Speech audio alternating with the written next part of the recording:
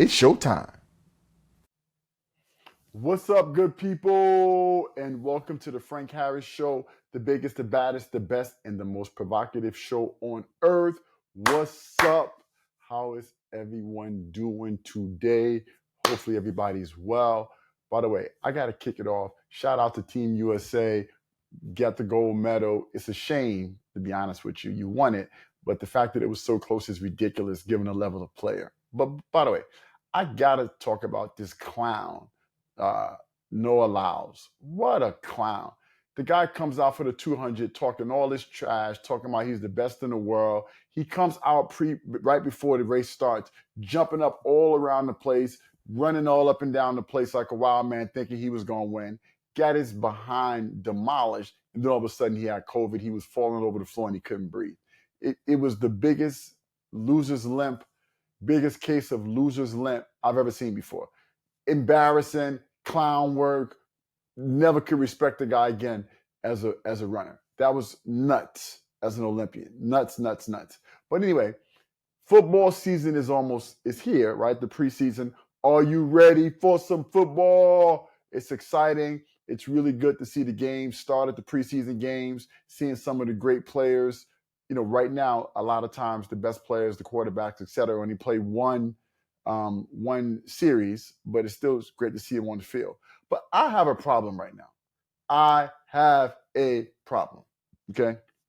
All of these guys are sticking up their teams and not coming to training camp and playing these preseason games because they want new agreements. I don't understand it. I don't understand it. And these owners, and I'm not pro owner, and I'm normally not on the owner's side. I'm pro player, but these owners need to draw the line. Okay.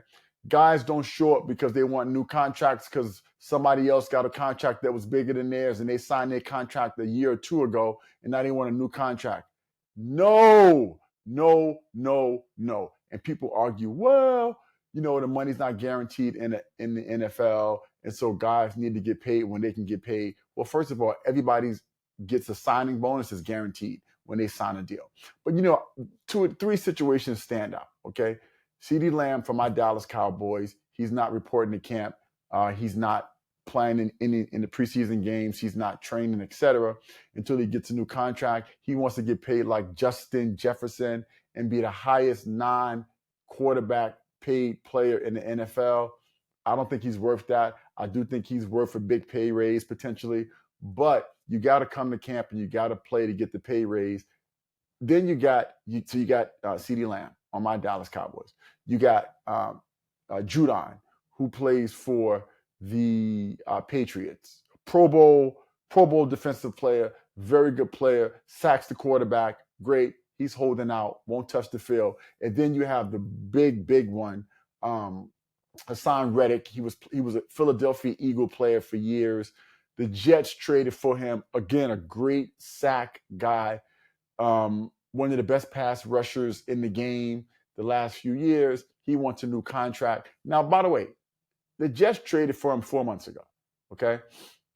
You would have assumed, right? Egg is on everybody's face here. You would have assumed that when you traded for the guy or before you traded for the guy, you would have discussed this contract issue because to be here now, the Jets are with probably one of their better defensive players or guy who they anticipated being a great defensive player because he hasn't played a snap yet for the Jets preseason, because it's 4 months ago in the preseason or in camp. A guy that you expected to be a great player. The guy has never showed up. And now there's a stare down, and the Jets told him, listen, we are not, first of all, we don't negotiate with guys who are not in camp playing, number one. Number two, so now he demanded a trade. He demanded a trade. And the Jets told him, we are absolutely not trading you. We want you to come here, report, and be here with your teammates. You know what? I don't like the Jets. I don't like the owner, right? The Johnson & Johnson family, you know, Trump, big Trump guy, whatever. I'm not a big fan of the owner of the Jets, Woody Johnson, but the Jets are right here, okay? Reddick, what are you doing, bro? And by the way, if I'm the Jets, right, I don't pay him, okay? I don't know why would I pay a guy that is not in camp, has never played a snap for my team yet, okay? And he's sticking me up. So we got CeeDee Lamb, Judon, and Reddick, 3 guys who are not coming to camp. I'm sorry. I need your thoughts. You guys tell me, what do you think about it? Should these guys be able to stick up the team, not show up, and force the team to give them a contract? By the way, Ezekiel Elliott did it for my Cowboys a few years back. The Cowboys paid him $90 million, 50 of a guarantee, and he stunk up the place, and he was never the same player again. So, I don't know, right? And I don't know that I've ever seen, except for the running back. I can't think of his name now. The running back for the Steelers, who sat out for a full season, and then the Jets got him, and then he stunk it up and was never the same plan and was out of the NFL soon thereafter. And so I would call these guys bluffs if I was an owner, if I was the GM, if I was running these franchises, because there's no way, okay, that I'm gonna let you guys stick me up when I gave you the contract. I gave you the contract, you signed the deal, okay?